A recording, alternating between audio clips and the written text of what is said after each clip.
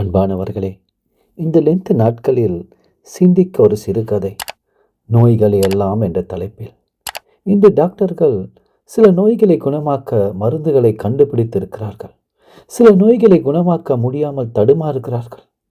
AIDS நோய் ஆயிரக்கணக்கான ஜனங்களை வாரிக்கொண்டு போகிறது. டாக்டர்களோ அதற்கு பரிகாரம் செய்ய முடியாமல், மருந்தொன்றும் கண்டுபிடிக்க முடியாமல், வழி இல்லாமல் திகைக்கிறார்கள், திணறுகிறார்கள். ஆம், விஞ்ஞானத்திலும் மருத்துவத்துறையிலும் குணமாக்க முடியாத பல நோய்கள் இருக்கின்றன.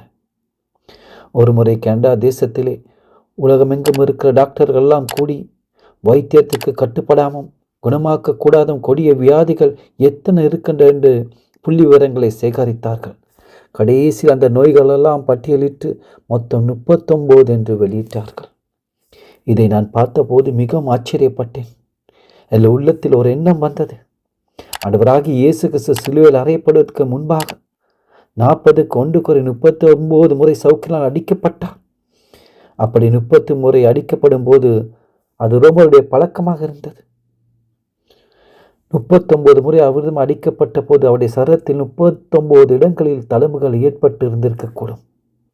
எல்லாவற்றையும் எனக்காக சகித்தார். ஏன் இந்த தழும்புகள்? ஏன் இந்த காயம்? வேதம் சொல்லுகின்றது, ஏசாயா 53:5, அவருடைய தழும்புகளால் நாம் குணமாகிறோம் என்று. டாக்டர்களாலும் வைத்தியர்களாலும் குணமாக்க முடிய எத்தனையோ வியாதிகள் இருந்தாலும் அத்தனையும் ஆண்டவராகி இயேசு கிறிஸ்து தன்மையில் ஏற்றுக்கொண்டிருக்கிறார்.